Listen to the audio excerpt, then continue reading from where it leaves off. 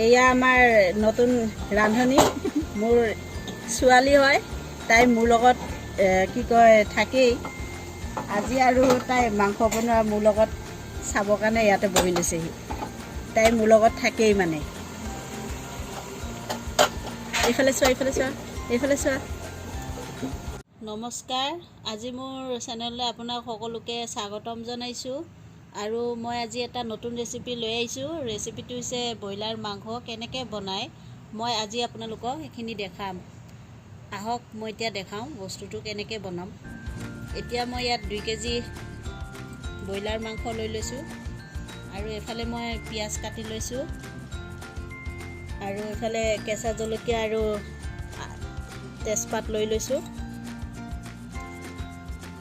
এফালে মই কি কয় শুকান জলকীয়া আৰু গৰম মছলা গোটা আৰু এফালে গোটা জিৰা এইখিনি মই ভাজি ল'ম আৰু এফালে বিলাহী পিয়াজ কেঁচা জলকীয়া নহৰু আৰু আদা এইখিনি মই কেনেকৈ বনাম আপোনালোকক দেখাই আছোঁ এইখিনি মই এতিয়া পিয়াজখিনি মাংসত দি লৈছোঁ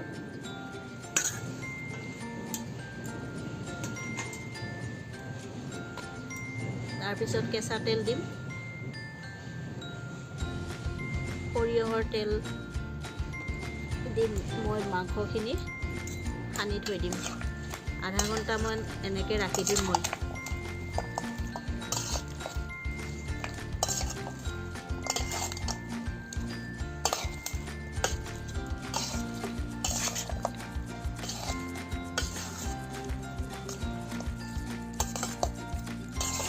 মোৰ মাংসখিনি সনা হৈ গৈছে মই এতিয়া এইখিনি আধা ঘণ্টা ঢাকি পেলাই থৈ দিম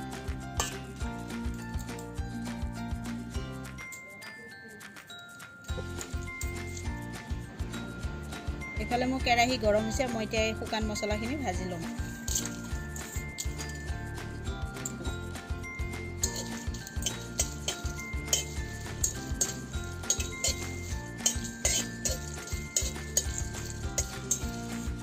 আৰু এইখিনিও গোটেইখিনি একেলগে দি ভাজিম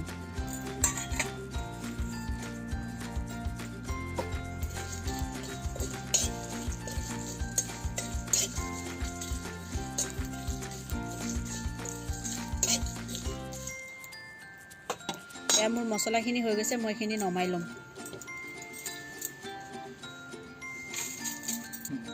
এতিয়া মই কেৰাহীত তেল দিম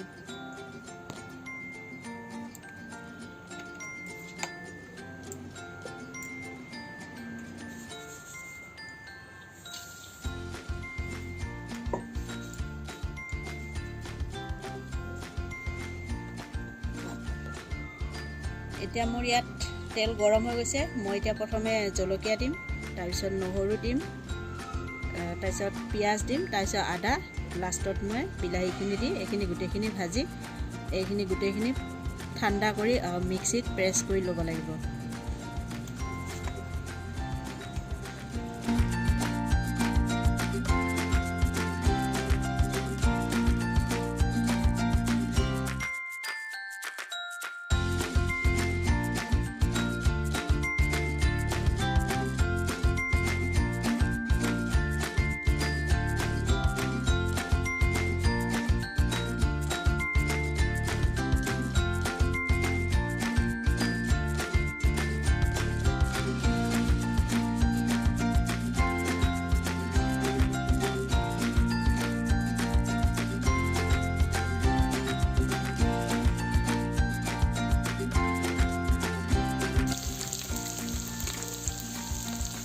এতিয়া মই ইয়াতে আদা আৰু নহৰুখিনি দিম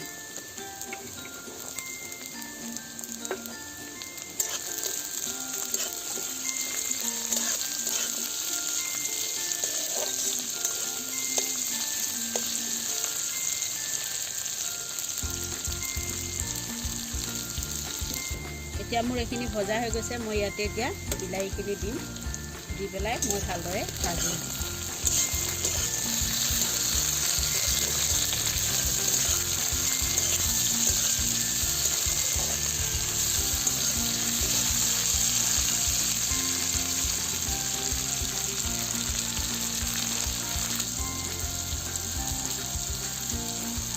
মোৰ মছলাখিনি হৈ গৈছে। মই এতিয়া এইখিনি নমাই লৈ ঠাণ্ডা কৰি মিক্সিত পিচি ল'ম।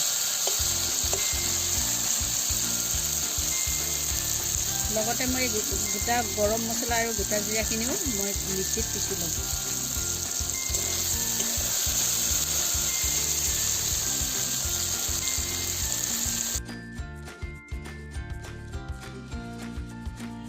এইফালে মোৰ কেৰাহী গৰম হৈ গ'ল। মই এতিয়া মিঠাতেল দিম ইয়াত।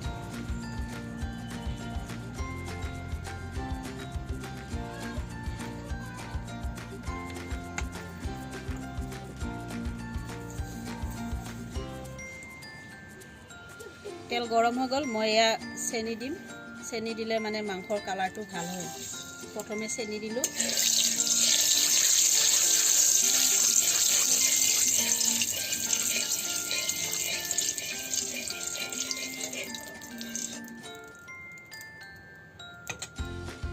ইয়াতে মই এয়া গোটা জলকীয়া আৰু তেজপাত দিলোঁ।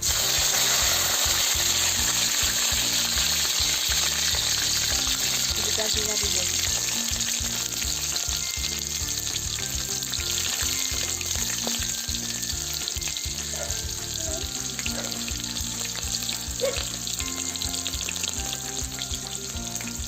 এতিয়া মই এয়া ভাজি ৰখা মছলাখিনি ইয়াতে দি দিলোঁ।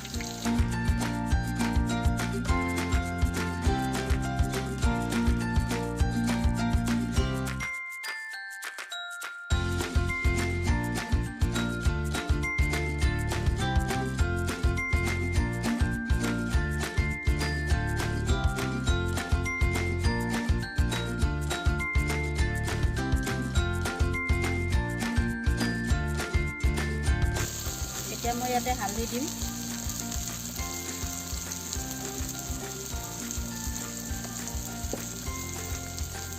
জলকীয়া গুড়া দিম 1 চামুচ।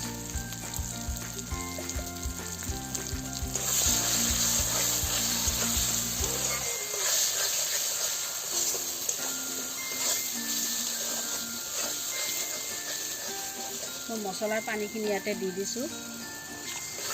তাৰপিছত মছলাখিনি তেল ওপৰলৈ উঠালে মই মছলাখিনি লৰাম, ভালদৰে লৰাই দিম।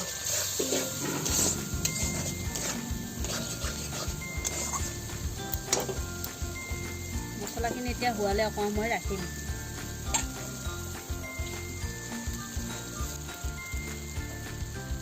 মোৰ মছলাখিনি এতিয়া ওপৰলৈ তেলটো উঠি আহিছে। মই এতিয়া ইয়াত মিট মছলা নহয় চিকেন মছলা দিম।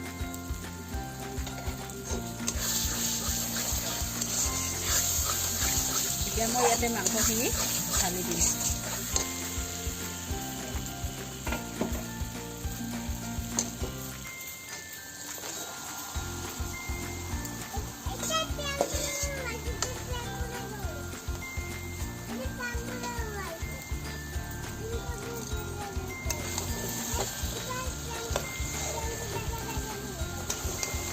মাংসখিনি ঢালি মই মছলাৰ লগত ভালদৰে মিলাই ল'ম।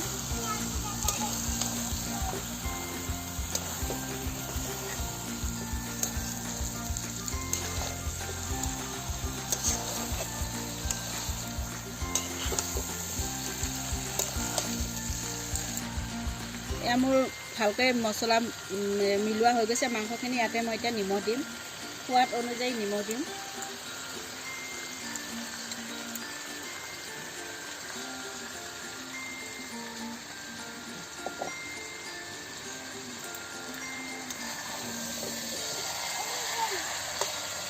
এইটো নিদিয়ে ৰ'বা এতিয়া।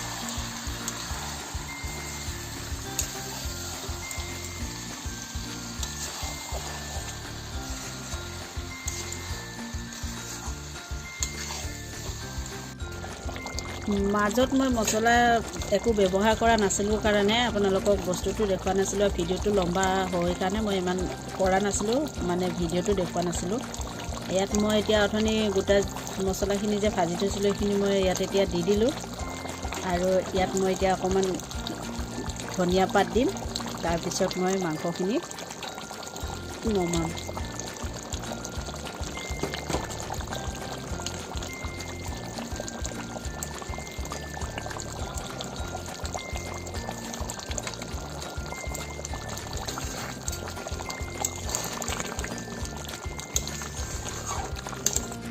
এয়া মোৰ মাংস বনাই শেষ হৈ গ'ল। মই এতিয়া মাংসখিনি ইয়াত উলিয়াই আপোনালোকক দেখালোঁ আৰু মই যেনেকৈ ৰেচিপিটো আপোনালোকক বনাই দেখালোঁ তেনেকৈ আপোনালোকেও বনাই খাব। কেনেকৈ পালে মোক লাইক শ্বেয়াৰ কমেণ্ট কৰিব আৰু যিসকল নতুন সদস্য মোৰ ভিডিঅ'টো চাই আছে তেখেতসকলে মোৰ ভিডিঅ'টো ছাবস্ক্ৰাইব কৰিব আৰু লগতে থকা বেল আইকনটো ক্লিক কৰি দিব আৰু যাতে মোৰ পৰা নতুন নতুন ভিডিঅ'সমূহ আপোনালোকে পাই থাকে। ধন্যবাদ।